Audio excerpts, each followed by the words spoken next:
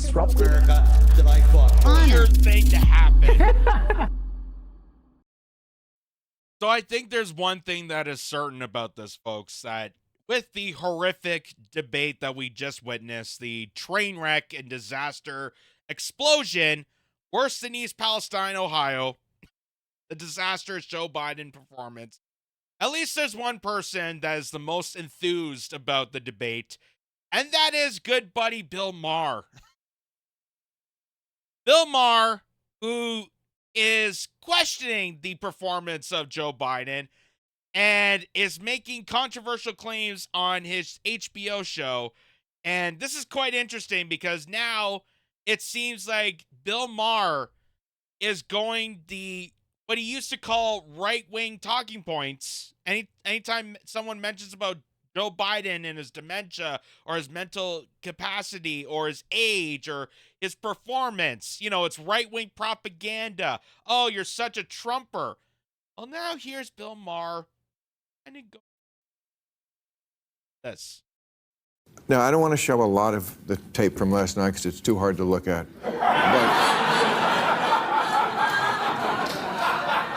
But just show this one thing. We picked out one thing. Just for people who don't watch, and they watch this show to catch up on the news, this is what the Republicans are going to show from now until Election Day. Yes, the people that want to catch up on the news, they pay $13.95 for HBO to watch a Friday night comedy show that sounds exactly like the same shit you get from MSNBC.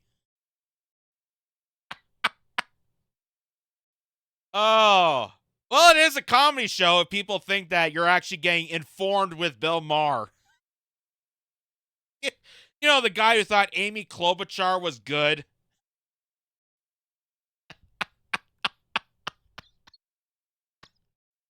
Hey, we could still live in a horrific oligarchy. Come on. I think Trump might cancel my show.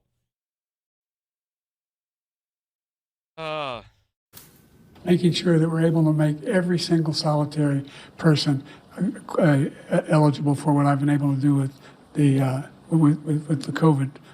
With dealing with everything we have to do with. See that head? Look, if we finally beat Medicare. Thank you, President Biden. President Trump? Well, he's right. He did beat Medicare. He beat it to death. You see the head, the way he turned that head? He wanted to he knew the two-shot would be up there. He wanted to have his head turning like, let's watch the guy show how crazy he is. He's looking for it. Look, this election. God. You're blaming that on Trump? No, I'm Crazy man Chris Matthews. If people remember early in this channel, we had a fun little back and forth about Chris Matthews. The guy who was so drunk in his own peril that thought that Bernie Sanders was going to decapitate him to give us health care. I wonder if Castro's boys finally moved into his neighborhood.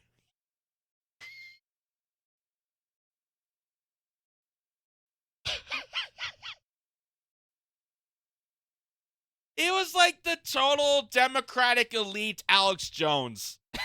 Like, he just went beyond insanity, beyond the conspiracy, beyond just it's utter stupidity.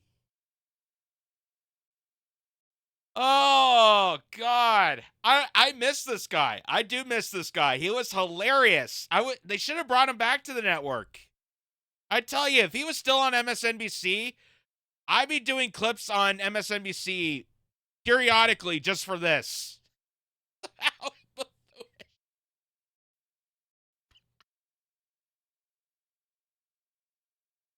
What's wrong with him? Problems. Lots of problems.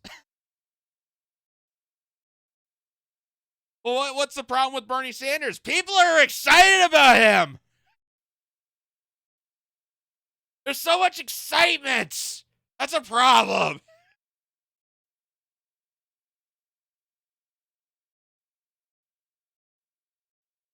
God. Oh, man. Anyway, we gotta watch the rest of this. Watching his theatrical ability. He is playing this. Okay, but he didn't have to do anything. I mean, he came out. It reminded me of when Mike Tyson used to knock guys out in 90 seconds. Like, that was like 2 minutes into the debate, and I went, oh, this election is over. I mean, that was like a haymaker right away. Look, I've watched the guy. He is so fast on the trigger. I watched him. He comes up with, well, the one thing is for certain, Bill, Joe Biden's very gifted. He knocked himself out before there was even a fight.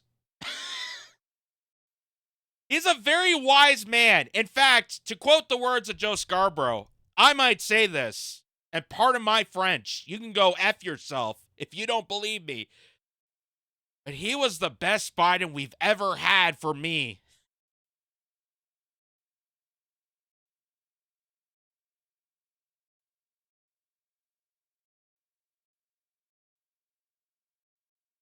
Oh, America. America. Pulled out of Afghanistan in a disastrous way. That's true. He didn't fire anybody. He didn't fire Jake Tapper or any of the generals. That's all true. Then he'll throw in, oh, by the way, illegal people can get Medicare and Social Security. No, they can't. He just throws in the lies. He mixes up the lies with some truth. Yeah, And Obama, I'm sorry, Biden is not smart enough to keep up with him. He just can't keep up with him. Well, isn't that the whole point? Yeah. You need a guy to. So I love the twisting of the wording of all this because, of course, they're going to go right into Trump's a liar. Trump's always a liar. He's going to mix the lies in with the truth to hide the fact. That's what a notorious liar does. But then goes off to say that, well, Joe Biden is not smart enough to catch up with that. So what you're saying is, what it sounds like you're saying is that we have two politicians in two major political parties that are not working for the people, and we need to resort to elsewhere. That sounds like, God forbid, we need a revolution. That sounds like, God forbid, we might have to look at third parties. That might look like, God forbid, examining the democratic process in America, which Bill Maher, for many, many years, his entire career on HBO at least, was demonizing people that wanted to step outside the status quo, people that wanted to vote for third party. He was always against that. He hated that. He was a Democratic cheerleader right up to the end. Now all of a sudden that Joe Biden has finally hit them in the head. They finally woken up to the fact that Joe Biden, Sleepy Joe, isn't working for them. Oh my God. Wow. Maybe we're going to have to, rethink some things. Maybe I'm going to have to do some reconsideration. But they're not going to, because eventually, as soon as the show is over, they're going to talk to the HBO producers. They're going to be like, well, I get what you say about Joe Biden, but he's an insider. If you want to be in these clubs, you got to stay in the inside.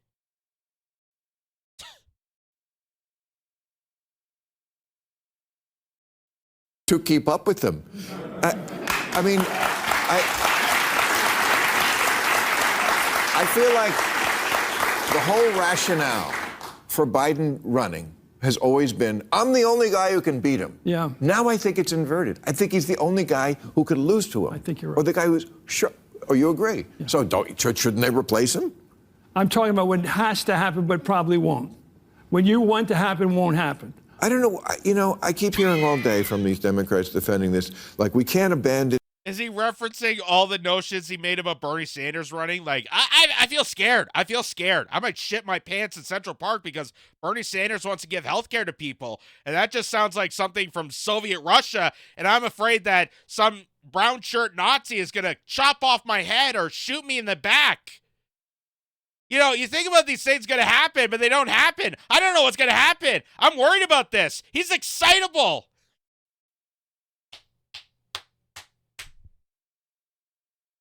I'm serious. They need to bring back Chris Matthews. Come on. That was the most hilarious you could get with mainstream media. Drunk Chris Matthews. They need to do somewhere out there. please, in the entertainment world, somewhere in Hollywood, I don't care if it's on CNN or Comedy Central or MTV. Call up Chris Matthews, get a drunk TV show about him. It would be the most top dollar watchable thing.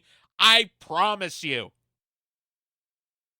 We will dedicate endless clips to watching drunk Chris Matthews off his goddamn rocker, because that was the most hilarious thing I've ever seen in my life.